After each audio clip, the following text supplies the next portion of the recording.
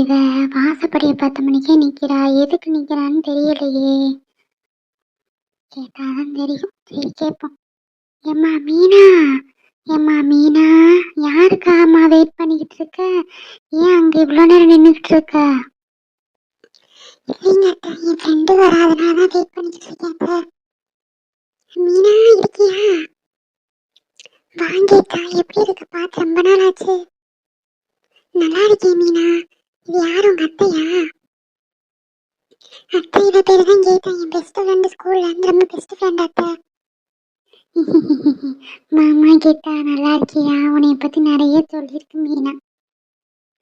நீங்க 2 பேரும் உட்காந்து பேசுங்க, நான் காஃபி போட்டு எடுத்துட்டு வரேன். இல்லைங்க அத்தை, இருக்கட்டும் பரவாயில்ல, நானே காஃபி போட்டுக்கிறேன். நீங்க போய் ரூம்ல ரெஸ்ட் எடுக்கணும்னா இருங்க அத்தை. சரிம்மா, நீ காஃபி போட்டு கொடு, சாப்பாடு கூட ஆக்கி கொடு. சரி நான் போய் ரெஸ்ட் எடுக்கிறேன். கீதா உட்காந்து சாப்பிட்டு தான் போகணும். இல்லைங்க ஆண்டி, டைம் இருந்தா பாக்குறேன் ஆண்டி. என்னடி உங்க அத்தை உங்ககிட்ட நல்லா பேசுறாங்க போல? அவங்க எப்பயுமே நல்லா தாண்டி பேசுவாங்க. கல்யாணம் முடிச்சதுலேருந்து எப்பயுமே என்கிட்ட பாசமா தாண்டி இருப்பாங்க. என்ன நம்ம அம்மா வீட்டில் திட்டுற மாதிரி அப்பப்போ திட்டிக்கிட்டு இருப்பாங்க, மற்றபடி பிரச்சனை இல்லடி.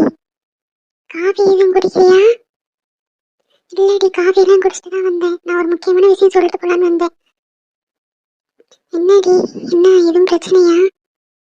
லூசு, பிரச்சனைதான் ஒன்றும் இல்லை. காலேஜில் பட்டமளிப்பு விழா வைக்கிறாங்களாம். உனக்கு இன்ஃபர்மேஷன் தெரியுமான்னு தெரியல. சரி நேரில் வந்து சொல்லிட்டு அப்படியே உனையும் பார்த்துட்டு போகலான்னு வந்தேன். ஒரு ஆகஸ்ட் 15ஆம் தேதி வைக்கிறாங்களாண்டி. ஆகஸ்ட் 15ஆ? இல்லையா, அன்னைக்கு லீவுடி. சாரிடி, மறந்துட்டேன். செப்டம்பர் 15டி.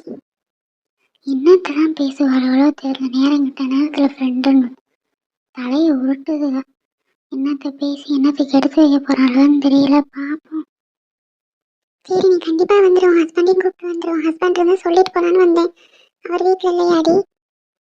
இல்லடி, அவர் ஆஃபீஸ் போயிட்டு சாயங்காலம் 6 மணி 7 மணிக்கு தான் வருவார். ஒரு சில சமயம் 9 மணி ஆயிரும்டி. சரி தான் ட்ரை பண்ண கூப்பிட்டு வர. அப்படிலாம் உன் மாமியார் நல்லவங்க தானே சொல்கிற. சாமா அவங்களை கூப்பிட்டு வந்துடும். சரிடி, கண்டிப்பா. மதியானம் சாப்பிட்டு போ.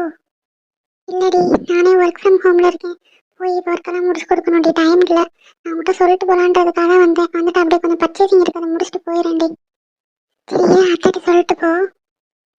அத்தை, அத்தை. என்னம்மா மீனா கூப்பிட்ட? இல்லைங்க அத்தை, காலேஜில் பட்டமளிப்பு விழா வைக்கிறாங்க செப்டம்பர் 15. அதை சொல்லிட்டு போகலான்னு வந்தா. இப்போ வீட்டுக்கு கிளம்புறா அத்தை. பட்டமளிப்பு விழாவா? சரி சரி, போகலாம் போகலாம் கண்டிப்பா. ஏமா நீ சாப்பிட்டு போக வேண்டியதானே? இல்லைங்க ஆண்டி, எனக்கு ஒர்க் ஃப்ரம் ஹோம் இருக்கு ஆண்டி. எனக்கு வேலை நிறையா இருக்கிறனால நான் போய் வேலை பார்க்கணும். அப்படியே ஷாப்பிங் பண்ணிட்டு போகலாம் தான் இங்கிட்டு வந்தேன். அப்படியே மீனாவையும் பார்த்துட்டு உங்களையும் பார்த்துட்டு போகலான்னு. சரிங்க ஆண்டி, கண்டிப்பாக அவளை கூப்பிட்டு வந்துடுங்க. சரிம்மா, கண்டிப்பாக கூப்பிட்டு வரேன். ஒரு வாய் சாப்பிட்டு போகலாம். இல்லைங்க ஆண்டி, இன்னொரு நாள் கண்டிப்பாக வரேன் ஆண்டி. இன்னைக்கு ரொம்ப ஒர்க் இருக்கு எனக்கு. முடிச்சு கொடுக்கலன்னா அவ்வளோதான், மேனேஜர் கத்திடுவார். அப்படியாம்மா, என்ன வேணுமா பார்க்குற? ஐடி கம்பெனியில் வேலை பார்க்குறேன் ஆண்டி. உங்கள் சம்பளம் எவ்வளோம்மா? நல்லா வேலை பார்ப்பியோ? இப்போதைக்கு 1 லேக் வாங்கிட்டு இருக்கேன் ஆண்டி. என்னது, 1 லட்சம் வாங்கிட்டு இருக்கியா? ஏன் ஆண்டி, எதுவும் பிரச்சனையா? இல்லை இல்லைம்மா, 1 லட்சம் தான் வாங்குறியான்னு கேட்டேன். இல்லை, என் மாயன் 1.5 லட்சம் வாங்குறான். அதான் நீ என்ன பொசிஷன் தெரியல. சரி அது உங்கள் பாடு. சரி இன்னொரு நாள் வந்து சாப்பிட்டு போகிற மாதிரி வாமா. சரிங்க ஆண்டி, கண்டிப்பாக. சரி மீனா போயிட்டு வரேன். சரிங்க ஆண்டி, போயிட்டு வரேன் ஆண்டி. 1 லட்ச ரூபா சம்பளம் வாங்குறானா என்னன்னு மீனாட்ட அப்புறமேல் பொறுமையாக கேட்போம். ஒரு வேலை இவ படித்ததே தான், அவன் படித்த வேலைக்கு போனான்னு இவளையும் சேர்த்து வேலைக்கு அமுச்சு விட வேண்டியதுதான். ஏம்மா மீனா, நீ படித்த படிப்பு தான் உன் ஃப்ரெண்டும் படித்தாளா? ஆமாங்க அத்தை, எனக்கும் அவளுக்கு ஒரே இடத்துல தான் வேலை கிடைச்சிச்சு. ஆனால் நான் கல்யாணம் பண்ணுறதுனால அந்த வேலை வேணான்னு சொல்லிட்டு வந்துட்டேன். இவ இப்போ வேலைக்கு போயிட்டு இருக்கா அத்தை. ஓ அப்படியா, சரிம்மா. சரி போய் மதியானம் சாப்பாடுக்கு ரெடி பண்ணு, டைம் ஆச்சு. சரிங்க அத்தை. 1 லட்ச ரூபா சம்பளம் வாங்குறாளா? அம்மா அடி, இது தெரிஞ்சிருந்தா நான் இவளையும் முன்னாடியே அனுப்பிச்சிருப்பேனே. நீ இப்படி எப்படி வேலைக்கு அனுப்புறதுன்னு தெரியல. சரி யோசிப்போம், யோசிச்சு எப்படியாச்சும் வேலைக்கு அனுப்பிச்சிடுவோம்.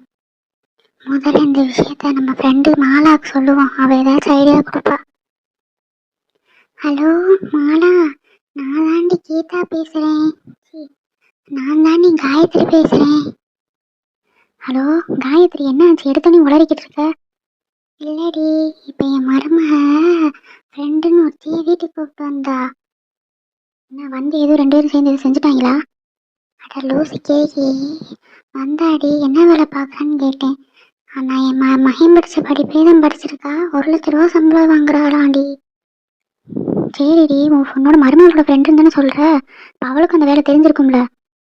தெரிஞ்சிருக்குடி, அவளுக்கும் தெரிஞ்சிருக்கு, வேலையும் வந்திருக்கு. கல்யாணம் பண்ணுறதுனால லூசை கிறுக்கி விட்டுட்டு வந்திருக்கா. 1,00,000 ரூபாயாண்டி சம்பளம். சரிடி, இப்போ என்ன செய்ய, போயிடுச்சு, வேற என்ன? இல்லடி, அவளுக்கு இப்போ அந்த வேலையை விட்டுட்டு வந்திருக்கா. இப்போ ஏதாச்சும் ஃபோர்ஸ் பண்ணி அமிச்சா கூட போயிடுவா. அதான் என்ன பிளான் பண்ணுறதுன்னு தெரியல. ஏதாச்சும் பிளான் இருந்தால் சொல்லிட்டு, 1,00,000 ரூபா இன்னும் சும்மாவா? முடிஞ்சளவு வேலைக்கு போட்டோம், காசும் வரும்ல. அப்படியா? நான் யோசிச்சுட்டு சொல்கிறேன். வீட்டுக்கு நான் நாளைக்கு வரேன். உன் மருமகளை எங்கேயாச்சும் வெளில அனுப்பிச்சி விடு, நம்ம ரெண்டும் தனியாக உட்காந்து பேசுவோம், பேசி ஏதாச்சும் செய்வோம். இதுவும் நல்ல ஐடியா. சரி வாடி, கண்டிப்பா நாளைக்கு உனக்கு பிரியாணி செஞ்சு வச்சிருக்கேன். பிரியாணியா? எனக்கு பிடிச்சது, கண்டிப்பா வரேன்டி. சரிடி, பாரு, நாடகம் போட டைம் ஆயிடுச்சு, வைக்கிறேன். சரிடி, எப்படியாச்சும் அவளை வேலைக்கு அனுப்பிச்சிடணும். சரி, பார்ப்போம்.